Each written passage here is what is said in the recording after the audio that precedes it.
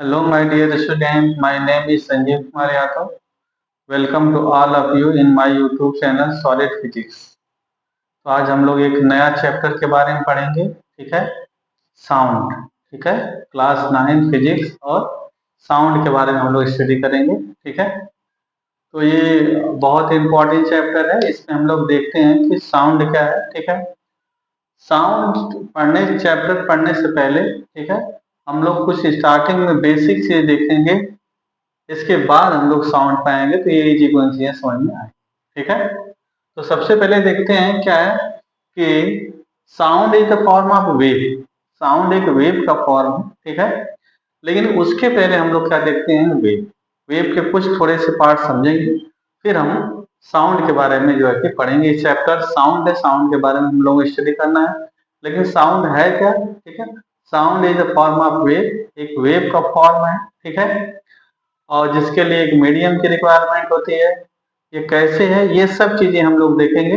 लेकिन पहले थोड़ा सा कंसेप्ट हम लोग क्या देखते हैं रिलेटेड टू वेव, ठीक है। तो सबसे पहले हम लोग देखते हैं वेव। वेव क्या है? Wave is a disturbance. Wave क्या है? डिस्टरबेंस। डिस्टरबेंस किसका? एनर्जी का डिस्टरबेंस। जैसे मान लीजिए कि कोई पॉन्ड्स है, कोई तालाब है जिसके अंदर पानी है और स्टिल एकदम शांत वाटर है, और एक आपने क्या किया, एक स्टोन लेकर के उसके अंदर थ्रो कर देते हैं। तो थ्रो करने के बाद क्या है कि उस स्टोन को आपने काइनेटिक एनर्जी दे दिया, और वो स्टोन जाकर के वाटर से क्या कांटेक्ट में आएगा। तो जैसे वाटर के कांटेक्ट में आएगा तो वाटर को क्या करेगा, वो डिस्टर्ब करेगा, ठीक है। डिस्टर्ब करने का मतलब उसको एक काइनेटिक एनर्जी देगा, और वो काइनेटिक एनर्जी जो है कि प्रोपेगेट होकर के वो है जो है कि पॉन्ड्स के किनारे ने तालाब के किनारे तक वो एनर्जी ट्रांसफर हो जाएगा। बात समझ में क्या, ठीक है। तो वेव जो वाटर के अंदर स्टोन फेंका गया, फेंकने की वजह से जो वहां पे डिस्टरबेंस हुआ, उस डिस्टरबेंस की वजह से वहां पे वेव प्रोपेगेट होगा, यानी एनर्जी का ट्रांसफर होगा। बात समझ में गया।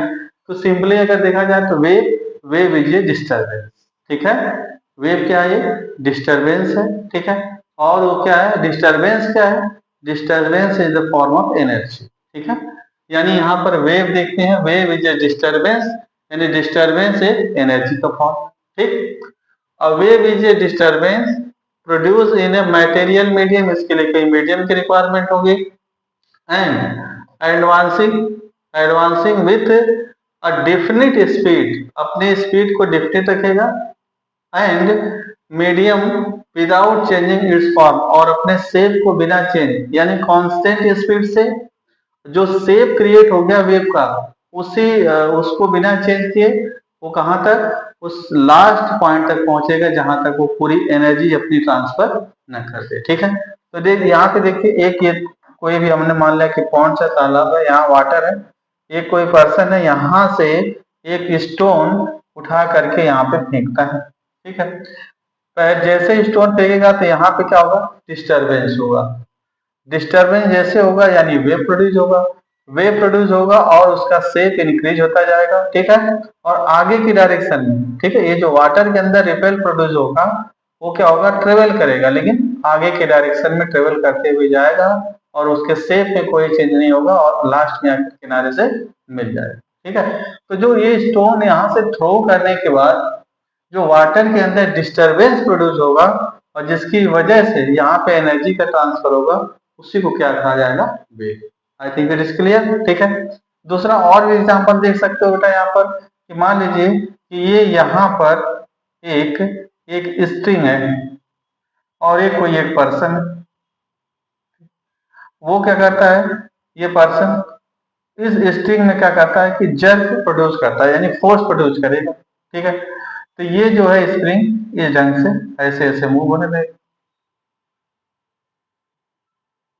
तो स्ट्रिंग जो है इसके अंदर इन्होंने क्या वेव प्रोड्यूस कर दिया, तो इस स्ट्रिंग के अंदर एनर्जी का ट्रांसफर होते हुए ऐसे ऐसे प्रोड्यूस होकर के यहाँ पे आ जाएगा, ठीक है। तो ये भी इसमें क्या होगा, प्रोड्यूस, ठीक है। ये यहीं पर है, लेकिन इसकी जो एनर्जी है, जो काइनेटिक एनर्जी इसको प्रोवाइड कर देगा, ये जो डिस्टर्ब करेगा, ये डिस्टर्बेंस यहाँ से ऐसे ऐसे बिना शेप में चेंज किए, स्पीड में चेंज किए यहाँ पर आ जाए। ये बातें समझ में आ गया, ठीक है। अब वेव मोशन में होता क्या है, इन वेव मोशन क्या हो, ठीक है, in wave motion energy is transfer. Wave wave तो समझ में आ गया, वेव क्या हो गया, डिस्टरबेंस। और जब वेव किसी मीडियम में ट्रेवल होगा तो हो जाएगा वेव मोशन। तो वेव मोशन में क्या होता है, इधर देखिए, in wave motion energy is transferred, energy का ट्रांसफर किया जाता है, ठीक है, from one one region to another region, ठीक है, another region without the actual movement of the क्या मॉलिक्यूल्स ऑफ द मीडियम, ठीक है। इसमें एनर्जी का तो ट्रांसफर हो रहा है, लेकिन क्या है कि अगर उस मीडियम की बात करें जिसके अंदर जो कि ट्रांसफर हो रहा है एनर्जी का, तो एक्चुअल डिस्प्लेसमेंट क्या हो गया, जीरो। कैसे, जैसे ये हाइट पे गया फिर बैक हुआ, फिर हाइट पे गया बैक हो गया, तो नेट डिस्प्लेसमेंट क्या हो जाएगा, जीरो। लेकिन एनर्जी का ट्रांसफर हो सकता है। ये बातें समझ में आ गया, ठीक है। तो वेव क्या है, wave is the form of wave is the form of energy, ठीक है। इट इज अ डिस्टर्बेंस, ये क्या है, डिस्टर्बेंस है। वेव मीन्स क्या हो गया, डिस्टरबेंस। ये कैसे प्रोड्यूस होगा, जब कोई भी स्टिल वाटर है उसके अंदर एक स्टोन थ्रो करते हैं, तो उसके अंदर जो डिस्टरबेंस होता है उसकी वजह से वेव प्रोड्यूस होता है। और वेव कॉन्टिन्यूसली बिना अपने स्पीड और शेप को चेंज किए लास्ट तक जाएगा, जहां तक जो है कि उसका जो कि एनर्जी को ट्रांसफर नहीं करता। समझ आ गया। तो इस टाइप का जो डिस्टरबेंस चलता है उसको बोलते हैं वेव। ये चीजें क्लियर हो गया, ठीक है। तो वेव सिंपली क्या हो गया, डिस्टरबेंस यानी एनर्जी हो गया, ठीक है। अब देखते हैं कि वेव कहाँ कहाँ प्रोड्यूस होगा, ठीक है। तो वेव को स्टडी करने के लिए इसको हम 4 टाइप्स में करता है, जो 2 टाइप्स से मेनली 2 टाइप्स में कैटेगराइज करते हैं। पहला क्या हो गया, on the base of medium, medium के बेस पर, ठीक है, मीडियम के बेस पर जो है कि वेव कितने टाइप्स के हैं। तो on the base of medium, medium के बेस पर वेव 2 टाइप्स। कौन कौन से, मैकेनिकल वेव, यानी ऐसी वेव जिसके लिए मीडियम की रिक्वायरमेंट होगी, उसे क्या बोलेंगे हम लोग, मैकेनिकल वेव। जैसे मान लीजिए कि कोई तालाब है, पॉन्ड्स है, उसके अंदर क्या है कि आपने स्टोन थ्रो किया, अब वहां पे क्या है, वाटर है, तो मीडियम क्या होगा, वाटर। मान लीजिए वहां वाटर है नहीं और फिर आप स्टोन को थ्रो करो, तो क्या वहां से कोई वेव प्रोड्यूस होगा, नहीं, क्योंकि मीडियम में नहीं है, ठीक है। अब यहाँ से मान लीजिए स्ट्रिंग है यानी रस्सी है, तब आप उसमें अंदर प्रोड्यूस कर रहे हैं, तब तो वेव उसमें ट्रेवल हो रहा है। स्ट्रिंग है ही नहीं और फिर ऐसे कर दो तो कोई वेव प्रोड्यूस होगा, नहीं। यानी जिस वेव को प्रोड्यूस करने के लिए मीडियम की रिक्वायरमेंट होगा, उसको हम लोग क्या बोलते हैं बेटा, mechanical wave. It is clear. तो मैकेनिकल वेव में कौन कौन से हो सकते हैं, वाटर के अंदर produce wave, water wave, water के अंदर जो रिपल्स होते हैं वो हो गया, ठीक है। इसके बाद क्या है, स्ट्रिंग वेव, यानी इस स्ट्रिंग में जो वेव प्रोड्यूस होगा, स्ट्रिंग वेव। और जो सबसे इंपॉर्टेंट जो हमें पढ़ना है, दैट इज क्या है कि वहां पर साउंड वेव, साउंड के लिए भी क्या चाहिए, मीडियम चाहिए। यानी साउंड क्या है, साउंड एक वेव है, एक मैकेनिकल वेव, इसके लिए एक मीडियम की रिक्वायरमेंट है। बिना मीडियम के साउंड वेव ट्रेवल नहीं होगा, ठीक है।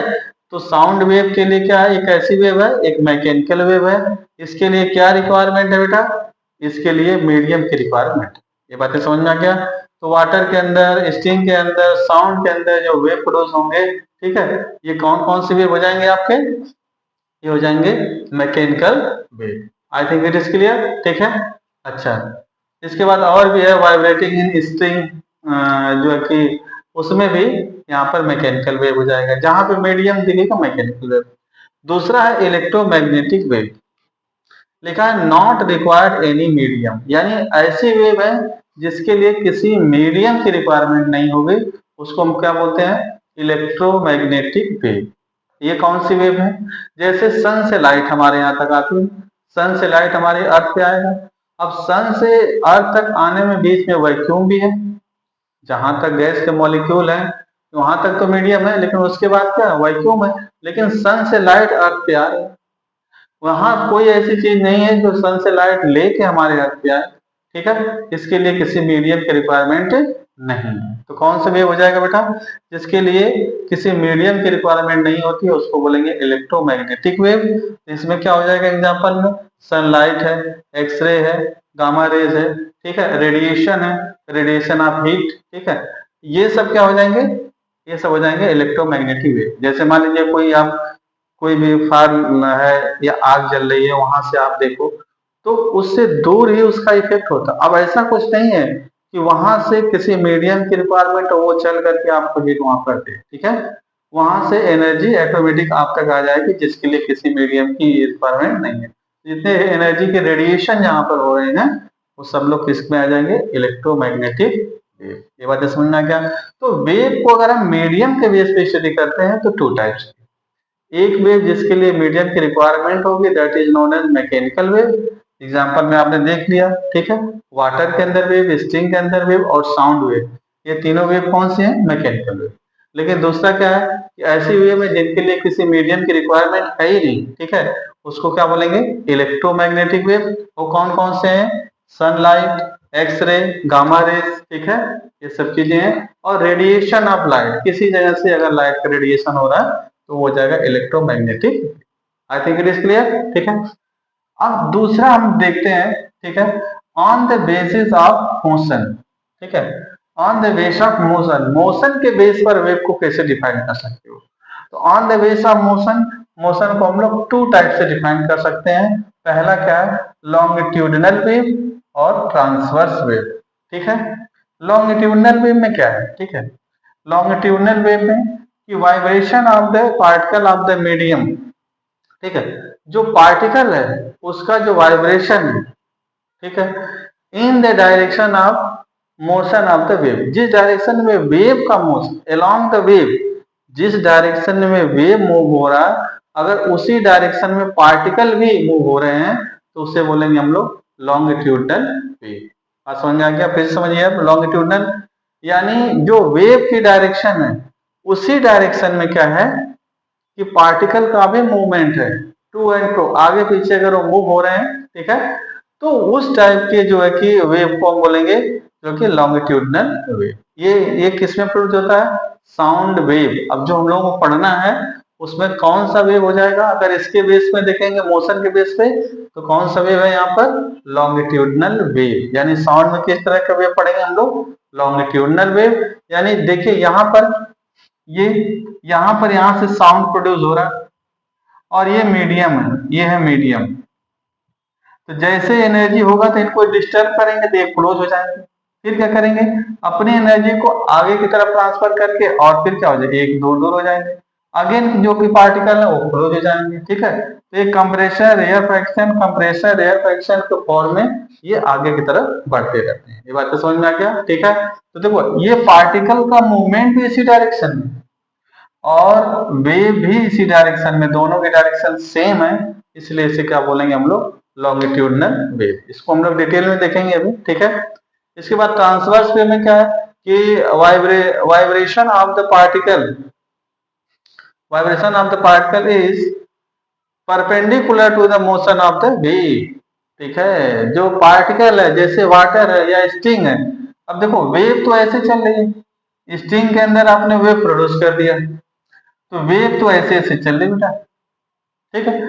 लेकिन देखो ये है यहाँ वेव की डायरेक्शन तो ऐसे है, ठीक, लेकिन पार्टिकल देखो इसके यहाँ से ऊपर की साइड में यहाँ आ रहा, फिर इसके नीचे साइड में, फिर इसके ऊपर साइड में जा रहा, फिर इसके नीचे। तो अब यहाँ से देखो तो हमेशा पार्टिकल क्या है, इस मेन पोजीशन से इससे क्या है कि परपेंडिकुलर है, इससे 90 डिग्री पे है। तो इस टाइप के वेव फॉर्म क्या बोलेंगे, ट्रांसवर्स वेव। अब ये कहाँ पे प्रोड्यूस होगा, ट्रांसवर्स वेव, ठीक है। ट्रांसवर्स वेव में, ठीक है, आप देख सकते हो कि इसमें कि वाटर के अंदर जो प्रोड्यूस होगा, स्ट्रिंग के अंदर जो प्रोड्यूस होगा, और electromagnetic wave is also is a transverse wave. It is clear, ठीक है। तो ये हो गए हमारे कौन से, ठीक है, टाइप्स ऑफ द वेव। तो वेव कितने टाइप्स हो गए, मेनली क्या हो गया कि टू टाइप्स के, कौन कौन से हैं, on the basis of motion और क्या है, on the basis of medium. अगर मोशन मीडियम के बेस पे है तो मैकेनिकल वेव, दूसरा क्या हो जाएगा, इलेक्ट्रोमैग्नेटिक वेव। अगर हम मोशन जैसे मूव हो रहा है उसके बेस पे करेंगे तो वो भी टू टाइप्स हो गया, लॉन्गिट्यूडनल यानी जो मीडियम के पार्टिकल है उनका जो मूवमेंट है और वेव का मूवमेंट अगर सेम डायरेक्शन में है तो उसे लॉन्गिट्यूडनल वेव। और ट्रांसवर्स वेव, ठीक है, यानी क्या है कि जो पार्टिकल मीडियम के पार्टिकल है उनका मूवमेंट वेव के मोमेंट के क्या परपेंडिकुलर अगर है तो उसे बोलेंगे हम लोग transverse wave. I think it is clear, ठीक है। तो आप इसके स्क्रीनशॉट लें, फिर हम लोग देखते हैं आगे।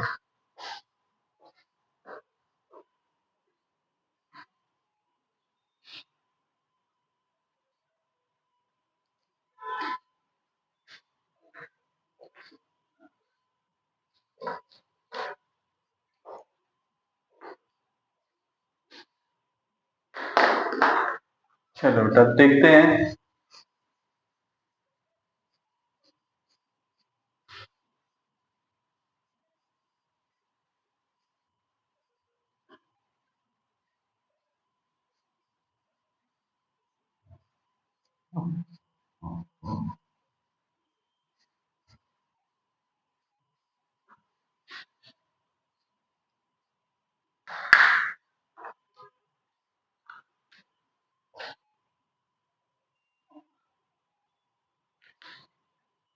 अब हम देखेंगे बेटा यहाँ पे क्लासिफिकेशन ऑफ वेव, ठीक है, on the base of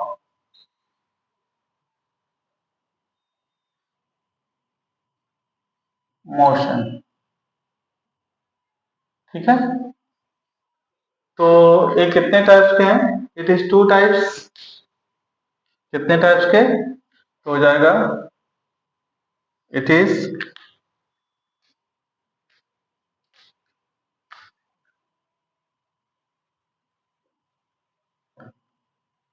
two types, ठीक है। नंबर वन क्या है बेटा?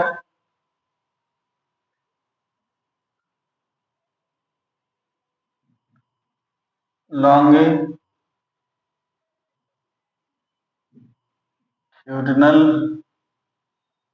वेव। और दूसरा हम लोग क्या देखेंगे? Transverse wave. अब इनको हम लोग डिटेल में देखते हैं, ठीक है। तो पहले हम लोग देखते हैं कौन सा?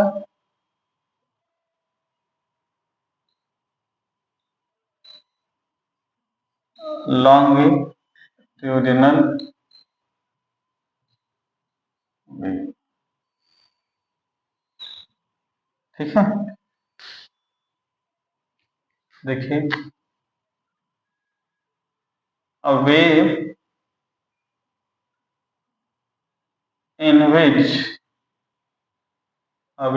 which the movement of molecules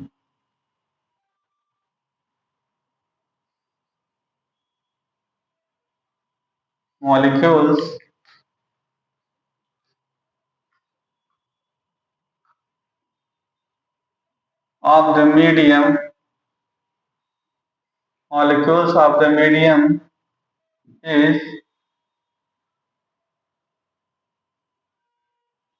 is along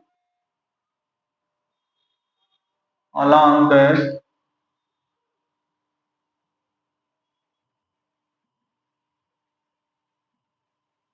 direction of propagation of wave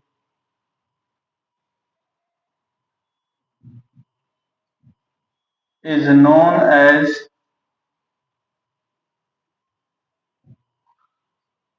longitudinal wave, ठीक। एग्जाम्पल में बेटा क्या लेंगे हम लोग? Sound wave. तो साउंड वेव को हम लोग देखेंगे ये क्या है, ठीक है। अब इसमें देखिए यहां पर बेटा, ये मान लीजिए ये कोई सोर्स है और यहां से ये साउंड यहां से क्रिएट हो रहा, और यहां पर ये मीडियम है, ये मॉलिक्यूल है,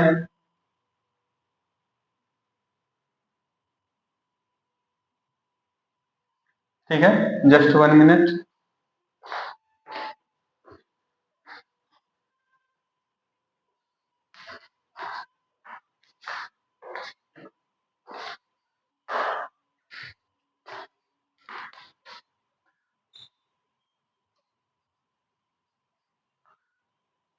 ये मॉलिक्यूल,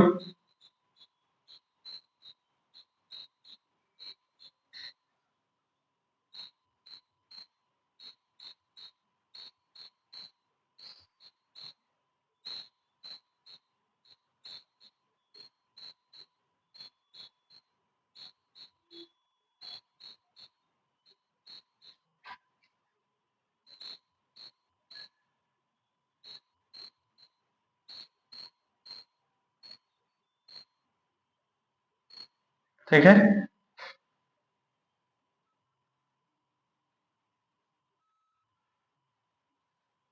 अब देखिए ये मीडियम है, यहां से जो है साउंड प्रोड्यूस किया गया। तो इस मीडियम के जितने भी, ये जो मीडियम है, इस मीडियम के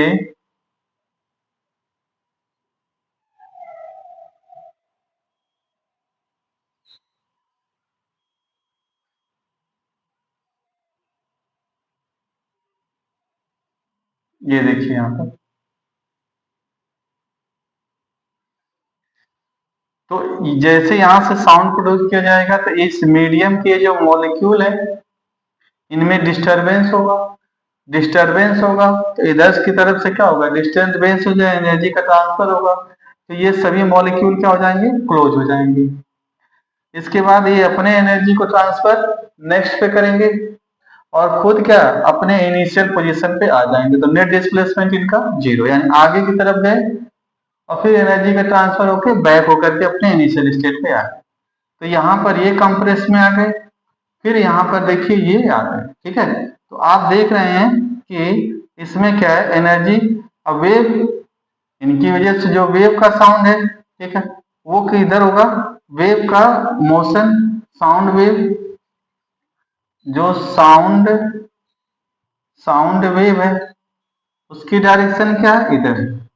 और जो पार्टिकल की डायरेक्शन भी किधर है, इधर ही है, देखिए दोनों की डायरेक्शन सेम है। पार्टिकल भी इसी डायरेक्शन में और वेव भी इसी डायरेक्शन में, दोनों किधर चल रहे हैं बेटा, सेम डायरेक्शन में चल रहे हैं, ठीक है।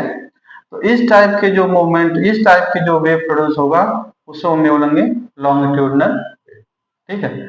तो देखिए या जब मॉलिक्यूल बिल्कुल पास पास में होंगे तो उसे बोलते हैं कंप्रेशन, और जब मॉलिक्यूल दूर दूर में होंगे तो उसे क्या बोलेंगे, रेयरफैक्शन, ठीक है। तो रेयरफैक्शन और कंप्रेशन, कंप्रेशन फिर ये कंप्रेस होंगे, फिर रेयरफैक्शन हो जाएंगे, फिर कंप्रेस, फिर रेयरफैक्शन, और ऐसे ऐसे एनर्जी का क्या करेंगे, ट्रांसफर करेंगे। ये बातें समझ में आ गया, ठीक है।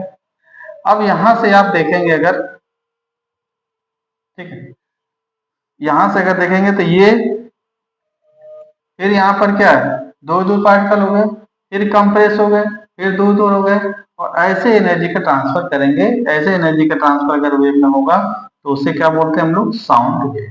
तो साउंड वेव में क्या होता है, जैसे कोई चीज बोला जा रहा है, जैसे हम बोल रहे हैं, तो अब यहाँ पर क्या है, मीडियम, क्योंकि साउंड वेव मैकेनिकल वेव है, मैकेनिकल वेव के लिए मीडियम चाहिए। तो जैसे चीजें, जैसे कुछ भी हम बोलेंगे, ठीक है, तो यहाँ के जो मॉलिक्यूल हैं इस साउंड एनर्जी की वजह से उसके अंदर डिस्टरबेंस होगा, डिस्टरबेंस होने की वजह से कंप्रेस होगा, ये एनर्जी अपने बगल वाले मॉलिक्यूल को देंगे, फिर वो क्लोज हो जाएंगे और फिर वो एनर्जी ट्रांसफर देके अपने इनिशियल पोजीशन पे आ जाएंगे, और ऐसे ऐसे साउंड जो है कि प्रोपेगेट होता रहता है और आगे की तरफ बढ़ता रहता है। बात समझ आएगा।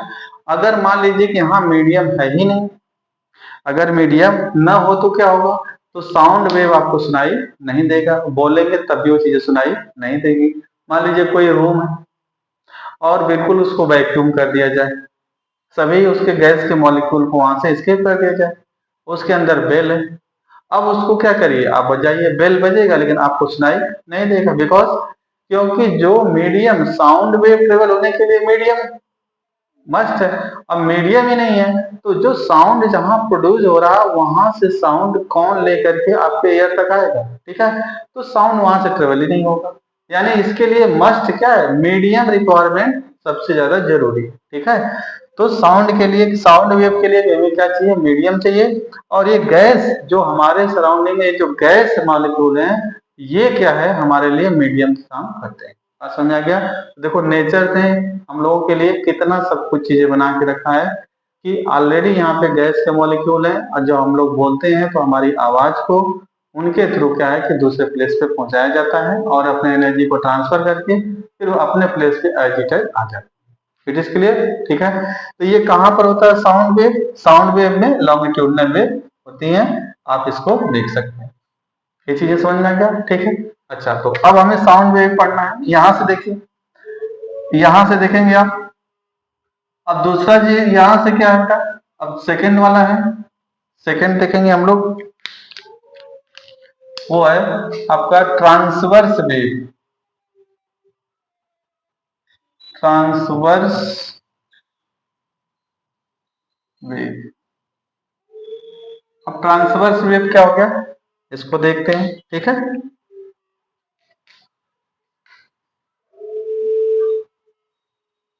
A wave in which a wave in which a wave in which the movement the movement the movement of the molecule molecules of the medium molecules of the medium is perpendicular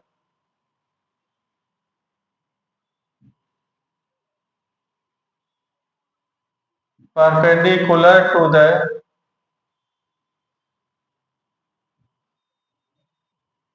direction of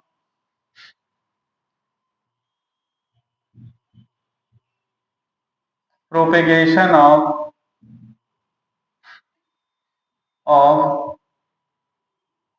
wave is called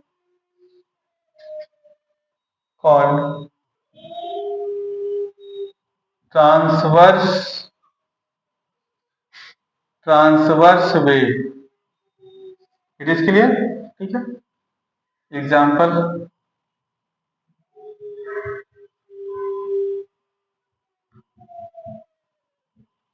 electromagnetic wave,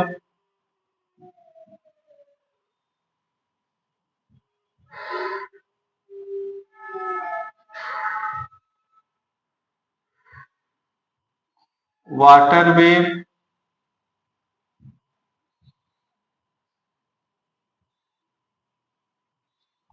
wave produced in string, ठीक है। ये example है। अब ये कैसे होता है, ये इसको देखते हैं बेटा। यहाँ पर ट्रांसवर्स वेव में वेव ऐसे ट्रेवल होगा, ऐसे, ठीक है। अब देखिए ये है वेव का motion, wave motion of wave इस डायरेक्शन में, ये है क्या है, ये है मीन पोजीशन। अब पार्टिकल देखिए इससे क्या है, ठीक परपेंडिकुलर, पार्टिकल क्या है, particle upward downward, upward downward, wave इस डायरेक्शन में हो रहा है, वेव ऐसे लेकिन पार्टिकल ऐसे, ठीक, पार्टिकल ऐसे ऐसे मूव हो रहे हैं। अब वेव ऐसे डायरेक्शन, पीछे देखिए पार्टिकल कैसे अप डाउन ऐसे मूव हो रहा है, लेकिन वेव इस डायरेक्शन में, ठीक है। तो दोनों क्या है, एक दूसरे के परपेंडिकुलर है, यानी क्या है, ये 90 डिग्री पे पार्टिकल का मूवमेंट है। ठीक है, ये देखोगे आप तो पार्टिकल का मूवमेंट क्या है, अपवर्ड। ठीक है, तो यहां से अगर एंगल देखोगे तो कितना हो जाएगा बेटा, 90 डिग्री। तो पार्टिकल कहाँ पर है, ये 90 डिग्री पे। ये बातें समझ में आ गई आपको। ठीक है, तो इस टाइप के अगर मोशन होंगे तो उसे क्या बोलेंगे, ट्रांसवर्स। आप ऐसे देख सकते हो, अगर यहाँ प्लस तो दूसरे में क्या हो रहा है बेटा, माइनस। यहाँ क्या हो जा रहा है, प्लस, तो दूसरे में क्या हो रहा है, माइनस हो जा रहा है, ट्रांसवर्स हो रहा है। एक बार प्लस की डायरेक्शन में तो दूसरी बार क्या हो रहा है, माइनस की डायरेक्शन में ऐसे मूव होता जा रहा है। ये बातें समझ में आ गई आपको। ठीक है, तो इस टाइप के जो मोशन होंगे वेव के, उसे क्या बोलेंगे हम लोग, ट्रांसवर्स वेव। अब हम बात करते हैं साउंड वेव के लिए। तो साउंड वेव कैसी वेव है, एक मैकेनिकल वेव है। ठीक है, और इसके लिए मीडियम की रिक्वायरमेंट होता है। और इसका प्रोपेगेशन कैसा है, इनका, इस वेव का प्रोपेगेशन कैसा है बेटा। ठीक है, तो लॉन्गिट्यूडनल वेव है, यानी sound is a mechanical and longitudinal wave. ठीक है, साउंड कैसी वेव है, मैकेनिकल वेव, और इसका प्रोपेगेशन कैसा है, लॉन्गिट्यूडनल। इट इज क्लियर, ये चीज क्लियर बेटा। ठीक है, तो इसका आप स्क्रीनशॉट लें तो हम लोग इसको आगे देखते हैं।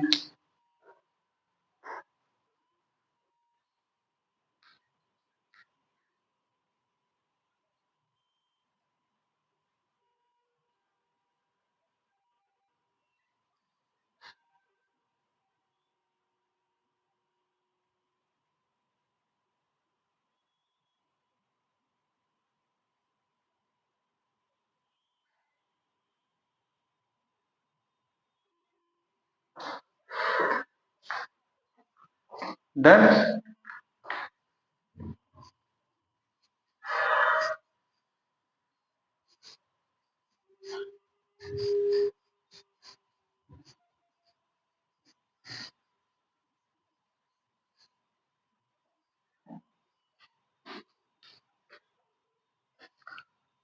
अब हम लोग देखेंगे बेटा यहाँ पर क्या है,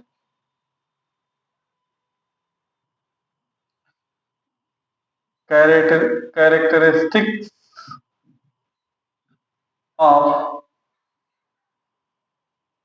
वेव। ठीक है, ये बहुत इंपॉर्टेंट है बेटा वेव के लिए। ठीक है, तो इनको समझना है कि ये क्या है, कैरेक्टरिस्टिक्स ऑफ वेव। ठीक है, तो इसमें कौन कौन से हैं, तो सबसे पहले हम लोग देखते हैं इसमें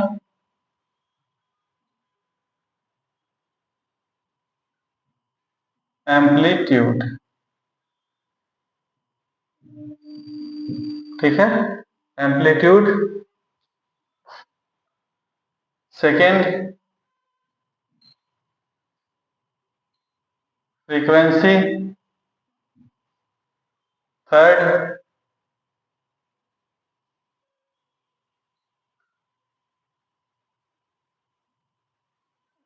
wavelength. Fourth, time period. Fifth,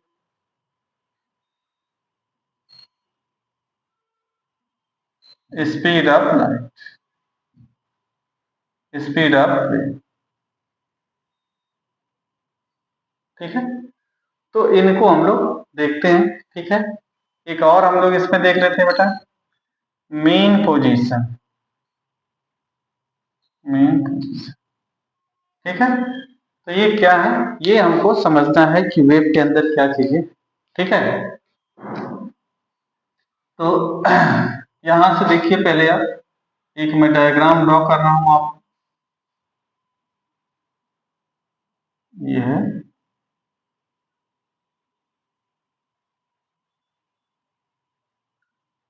ठीक,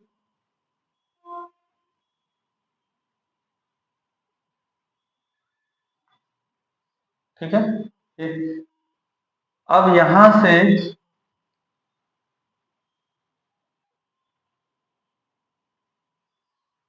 एक वेव है, कौन सी वेव है, transverse wave. Transverse wave, plus minus plus. ठीक है, तो ट्रांसवर्स वेव हो गया बेटा यहाँ पर। अच्छा, अब इसमें हम लोग ये टर्म देखते हैं कि ये टर्म क्या क्या है। ठीक है, ये है आपका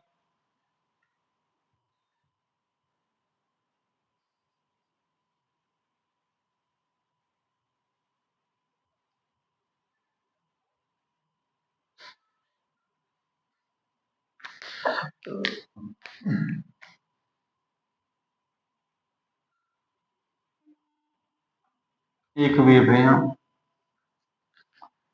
ये देखो बेटा, ये जो वेव है, ये पार्टिकल ट्रांसवर्स वेव में ऐसे ऐसे मूव हो रहे हैं। अब वेव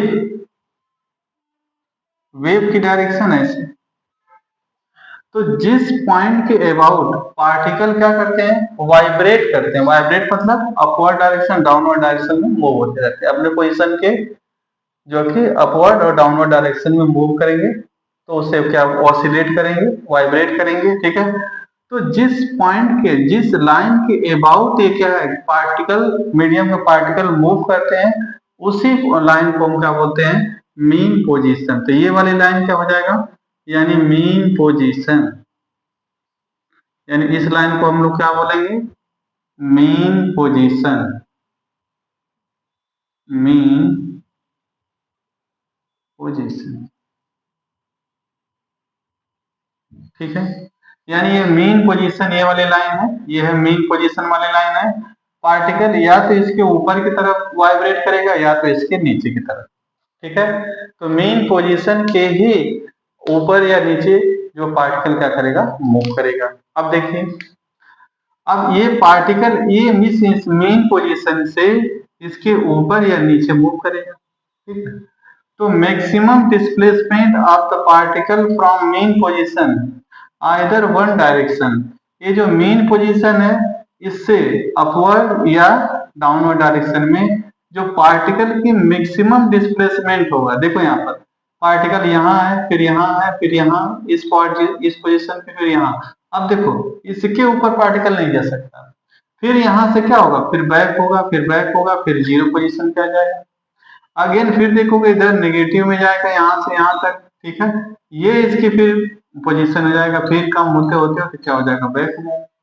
तो जो ये मैक्सिमम जो डिस्टेंस कवर करेगा यहाँ पे, जो पार्टिकल वाई एक्सिस के पॉजिटिव या नेगेटिव डायरेक्शन में जो मैक्सिमम डिस्टेंस कवर करेगा, उसी को क्या बोला जाता है, एम्पलीट्यूड। क्या बोलेंगे उसको, एम्पलीट्यूड। ठीक है, एम्पलीट्यूड। इसको हम लोग ए प्लस से डिनोट करते हैं, तो ये एम्पलीट्यूड ये हो जाएगा। इधर माइनस क्या हो जाएगा बेटा, इनकी वैल्यू इक्वल होते हैं, बट क्या होता है कि एक प्लस होगा तो दूसरा क्या हो जाएगा, माइनस हो जाएगा। फिर से देखिए, मेन पोजीशन यानी जिस लाइन के अबाउट पार्टिकल वाइब्रेट करते हैं उसको बोलेंगे मेन पोजीशन। मेन पोजीशन से ही हमको मेजर करना है, तो मेन पोजीशन से जब पार्टिकल मैक्सिमम डिस्टेंस कवर करेगा, चाहे पॉजिटिव डायरेक्शन में या वाई के नेगेटिव डायरेक्शन में, तो उसको हम बोलते हैं एम्पलीट्यूड। एम्पलीट्यूड मतलब क्या हो गया कि maximum distance covered by the particle from the mean position is known as amplitude. बात समझ में आ गया, तो ये हो जाएगा एम्पलीट्यूड, क्या हो जाएगा यहाँ पर। ठीक है, तो यहाँ पर हम पहला देखते हैं एम्पलीट्यूड। ठीक है, एम्पलीट्यूड, एम्पलीट्यूड ये हो जाएगा maximum, maximum distance covered by particle from mean position. ठीक है, it is denoted by A, its unit is metre. ठीक है, इसको ए से डिनोट किया जाएगा और इसकी यूनिट क्या होती है बेटा, मीटर होती है। बात समझ में आ गया। ठीक है, अब हम आते हैं सेकंड, सेकंड पॉइंट क्या है, सेकंड है फ्रीक्वेंसी। फ्रीक्वेंसी, ठीक है। फ्रीक्वेंसी क्या है, ठीक है, number of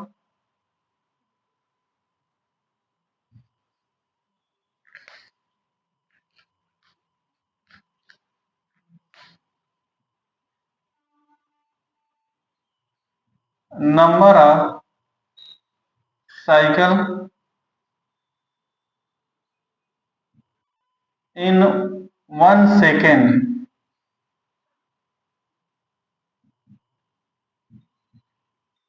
is known as frequency, ठीक है, और it is denoted by small F और एन, ठीक है। Small F equal to 1/n, its unit is hertz, इसकी यूनिट क्या है, हर्ट्ज। ये बात समझ में आ गया, ठीक है। फिर देखिए यहाँ पर थर्ड पॉइंट है वेव लेंथ, वेव लेंथ, ठीक है।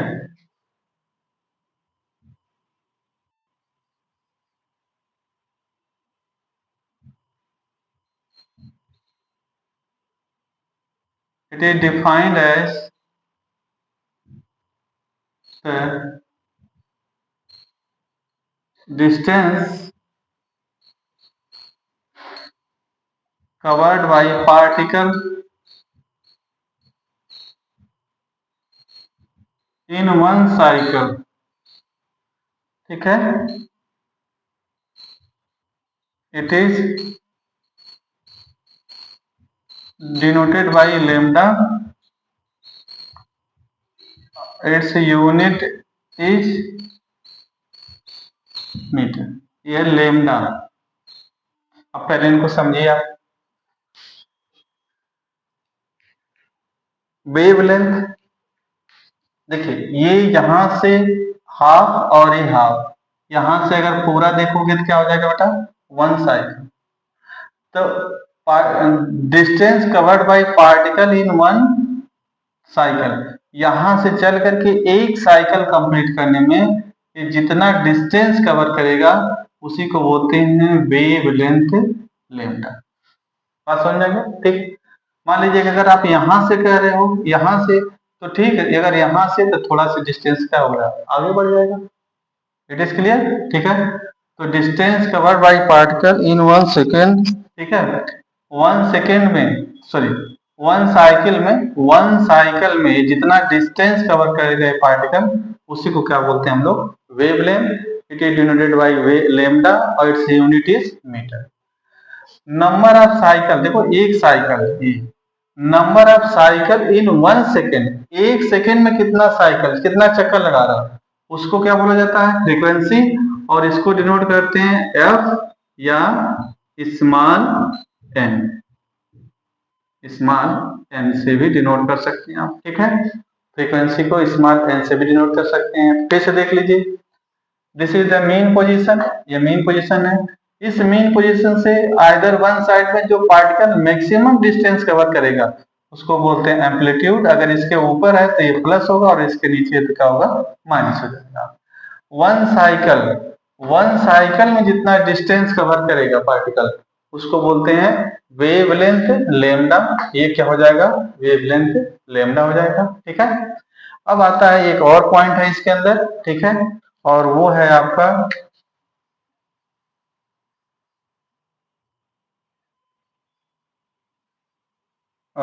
ये है, फोर्थ पॉइंट है टाइम पीरियड, टाइम पीरियड।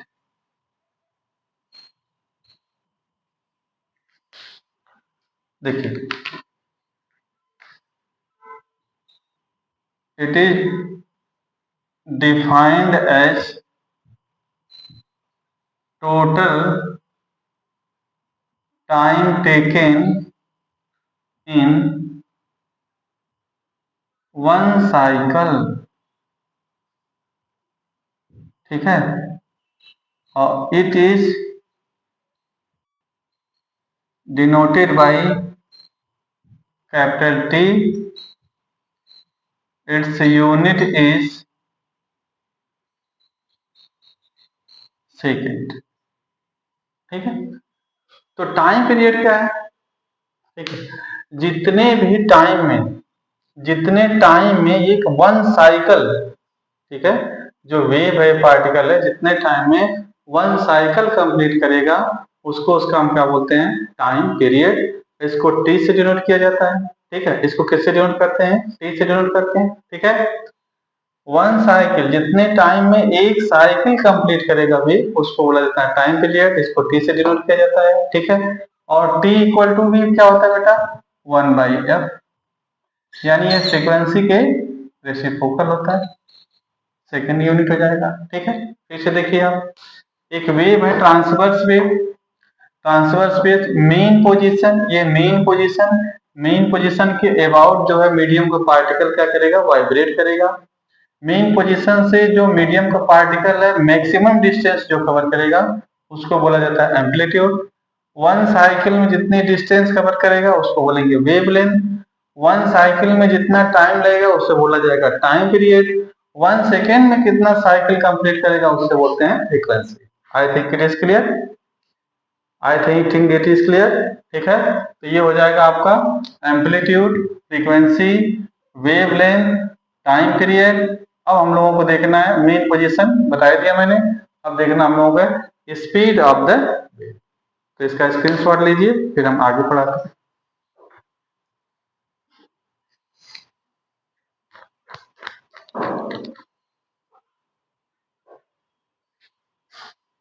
ठीक है बेटा,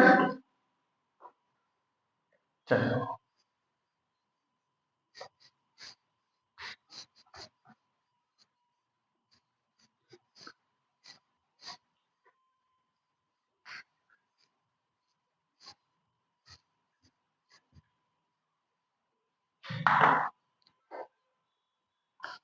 अब हम लोग देखेंगे स्पीड ऑफ द वेव। ठीक है,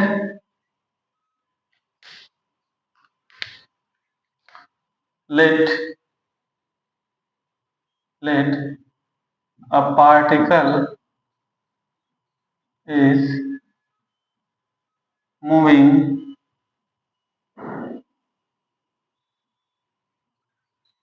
with speed v। ठीक है,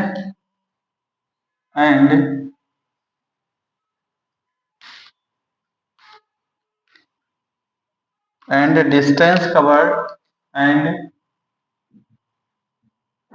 distance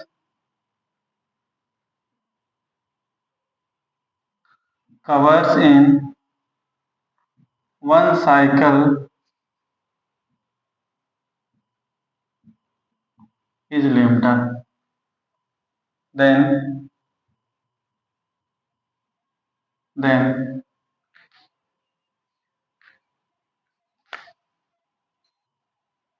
speed is equal to distance upon time, v equal to by t। ठीक,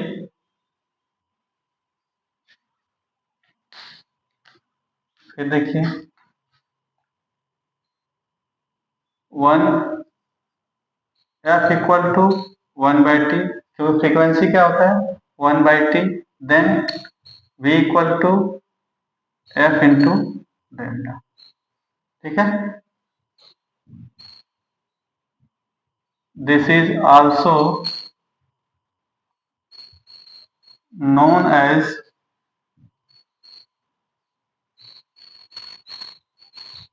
relation between velocity, frequency and wavelength। frequency and wavelength। Length length. It is clear, ठीक है। तो ये जो वेव है, जो वेव की जो स्पीड है, हम लोग इससे फाइंड कर सकते हैं, ठीक है। ये वेव की जो स्पीड है, स्पीड ऑफ वेव, वेव जो इधर की तरफ मूव हो रही है इधर, ठीक है, ये वेव का मोशन है। इसकी अगर स्पीड फाइंड करना है कि कितनी स्पीड से वेव ट्रेवल हो रही है, तो v equal to F into lambda, v equal to F into lambda. F frequency, ठीक है, एफ क्या है बेटा, यहाँ पर फ्रीक्वेंसी है, एल वेवलेंथ लेमडा, और v क्या है, वेलोसिटी। ये बातें समझ में आ गया, ठीक है। तो यहाँ पर आप देख सकते हैं, ठीक है, कि एफ फ्रीक्वेंसी और वेव लेंथ, वेव लेंथ, ये क्या हो गया, स्पीड ऑफ वेव। चीजें क्लियर, ठीक है। तो ये हम लोगों का एक टॉपिक यहाँ पे हम लोग कंप्लीट करते हैं, कौन से, कि wave characteristics of wave, very important. क्योंकि अगर हम वेव के किसी के, चाहे साउंड वेव पढ़ेंगे, चाहे लॉन्गिट्यूडनल कोई भी वेव पढ़ेंगे, तो उसमें ये सभी कैरेक्टरिस्टिक्स आपको मिलेंगी, ठीक है, कि वेव लेंथ क्या है, टाइम पीरियड क्या है, फ्रीक्वेंसी क्या है। बात समझ में आ गया। तो टाइम पीरियड क्या है, जितने साइकिल में कोई चीज, कोई भी पार्टिकल जितने टाइम में वन साइकिल कंप्लीट करेगा उसे क्या बोलेंगे, टाइम पीरियड। जैसे सन है, जैसे हमारी अर्थ है, अब सन अपने अर्थ हमारे एक्सिस पे कितने टाइम में एक साइकिल कंप्लीट करता है, तो 24 आवर्स। तो अगर देखा देखा टाइम पीरियड कितना होगा, 24 आवर्स। लेकिन अगर हम बात करें किसके अबाउट, कि अगर ये किसके, सन के अबाउट घूम रहा है, तो उसको घूमने में कितना लग जाता है, 1 ईयर, 365 डेज। तो तब टाइम पीरियड कितना हो जाएगा, यानी सन का अराउंड एक साइकिल कंप्लीट करने के लिए टाइम पीरियड कितना हो जाएगा, 365 डेज। लेकिन अपने एक्सिस पे 24 आवर्स में। वैसे अगर वॉच में देखें, वॉच के अंदर 3 नीडल है, एक क्या है आवर्स के लिए, एक है मिनट के लिए, और एक सेकंड के लिए। अगर हम मिनट वाली, अगर हम आवर्स वाली बात करें, तो कोई आवर्स की अगर नीडल एक साइकिल कंप्लीट कर रहा पूरा, तो टाइम पीरियड उसका कितना हो जाएगा, उसका हो जाएगा 12 आवर्स, ठीक है। और स्टेशन वाले का है तो उसके 24 आवर्स की बात करेंगे आप, ठीक है। लेकिन अगर हम बात करते हैं कि मिनट, तो पूरा वन साइकिल अगर कंप्लीट करेगा मिनट की सुई, ठीक है, निडिल, तो कितना हो जाएगा, यानी 60 मिनट, ठीक है। पूरा वन साइकिल कंप्लीट कर लेगा क्या हो जाएगा, 60 मिनट, यानी 1 आवर्स के इक्वल हो जाएगा टाइम पीरियड। अगर हम सेकेंड के निडिल की बात करेंगे, तो सेकेंड निडिल ऐसे ऐसे घूमते घूमते वन साइकिल कंप्लीट करेगा, तो कितना हो जाएगा, 60 सेकेंड, यानी क्या कर सकते हो आप, 1 मिनट, ठीक है। तो सिंपल सी चीज है, कोई भी चीज, कोई भी इवेंट है, कोई भी चीज है, जितने टाइम में वन साइकिल कंप्लीट करेगा उसे बोलते हैं टाइम पीरियड। और 1 सेकेंड में जितनी बार वो रिपीट करेगा उसको बोलते हैं फ्रीक्वेंसी। बात समझ में आ गया। मान लीजिए फैन रोटेट हो रहा है धीरे धीरे, आपने उसकी स्पीड को बढ़ा दिया और टाइम से देख रहे हैं, तो देख रहे हैं 1 सेकेंड के अंदर कितने चक्कर लगा दिया इसने, 5, तो उसकी फ्रीक्वेंसी कितनी हो जाएगी, 5। यानी 1 सेकेंड में कितनी बार वो इवेंट होगा, कितनी बार रोटेशन होगा, उसको बोला जाता है फ्रीक्वेंसी। बात समझ आ गया, ठीक है। इसकी यूनिट क्या होती है, हर्ट्ज होती है, ठीक है। अब frequency F equal to 1/t, और एफ इंटू टी, यहाँ से एक चीज और देखें, यहाँ से कि 1/f, F equal to F equal to 1/t, तो F into T equal to 1। अगर टाइम पीरियड और फ्रीक्वेंसी दोनों का अगर मल्टीप्लाई कर दें, तो उनका हमेशा क्या प्रोडक्ट क्या आ जाना चाहिए, 1 आना चाहिए। बातें समझ में आ गया, ठीक है। तो अगर आप इसको जो कि रिवीजन करें, इसके फार्मूले लर्न करें, ठीक है। तो नेक्स्ट वीडियो में हम लोग, नेक्स्ट वीडियो में मैं आपको इसके आगे के चीजें को कराऊंगा, जिससे रिलेटेड न्यूमेरिकल हम लोग, इससे रिलेटेड न्यूमेरिकल पढ़ेंगे, ठीक है। और इससे आगे वाले टॉपिक को हम लोग करेंगे। तो अगर वीडियो आपको पसंद आया, ठीक है, तो इसे क्या करें, सब्सक्राइब करें, लाइक करें, ठीक है, लोगों में शेयर करें, ठीक है बेटा। और थैंक यू फॉर वॉचिंग भाई। बैठिए।